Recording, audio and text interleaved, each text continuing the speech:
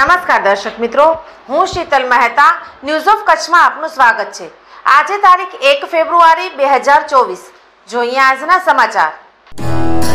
Power by KC jewellers, latest fashion ડિઝાઇનના ઓર્નામેન્ટ્સનો વિશ્વાસપાત્ર showroom, hospital road, Bhuj. News of Kutch power by Opal electronics, LG best shop, Vijaynagar road, Bhuj, Rambag road, Adipur. Bureau of Indian standard BIS Rajkot દ્વારા ભુજમાં listeners meet યોજાઈ। માર્ગદર્શક સેમિનારનો અનેક વ્યાપારીઓએ લાભ લીધો। Bureau of Indian standards BIS દ્વારા ભુજમાં સ્મૃતિવન મધ્યે આજે BIS રાજકોટ બ્રાન્ચ દ્વારા લિસનર્સ મીટ કાર્યક્રમનું આયોજન કરાયું હતું તથા BISમાં રજીસ્ટર થવા, તેનું BISની માન્યતા મેળવવી વગેરે વિષય ઉપર સેમિનારમાં માર્ગદર્શન આપવામાં આવેલ।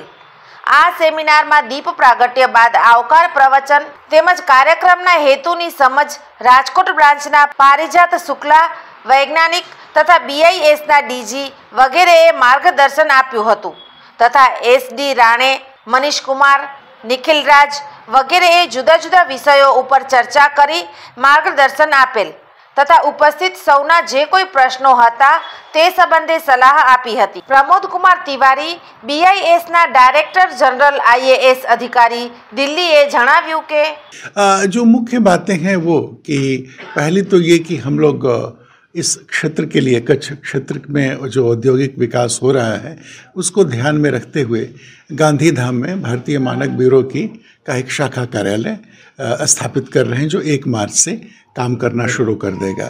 इससे जो स्थानीय उद्यमी हैं उनको बहुत सुविधा होगी। दूसरी चीज़ ये थी कि हमारे जो उद्यमी हैं, औद्योगिक जगत के लोग हैं, उनको सर्टिफिकेशन में कैसे ज़्यादा से ज़्यादा सुविधा हो, उसके लिए BIS ने जो भी इनिशिएटिव्स लिए हैं, पूरी प्रक्रिया को जैसे ऑटोमेट कर दिया गया है, उनके लिए निःशुल्क प्रशिक्षण की व्यवस्था की जा रही है। क्वालिटी कंट्रोल में के लिए एक्सपोजर विजिट्स आयोजित किए जा रहे हैं।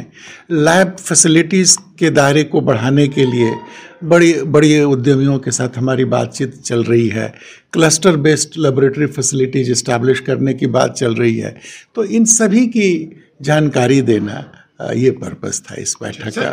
हाँ, मैंने अभी हमारी जैसे टिम्बर इंडस्ट्री है, प्लाईवुड इंडस्ट्री है, इसके लिए मैंने कहा कि हम लोग यहाँ उद्योग से जुड़े हुए लोगों से बातचीत करके कोशिश करेंगे कि अगर प्लाईवुड की टेस्टिंग के लिए या टिम्बर प्रोडक्ट्स की टेस्टिंग के लिए कच्छ में ही एक टेस्ट फैसिलिटी इस्टेब्लिश की जा सके। देखिए, BIS ने लगभग 22,000 मानक स्टैंडर्ड्स बनाए हैं।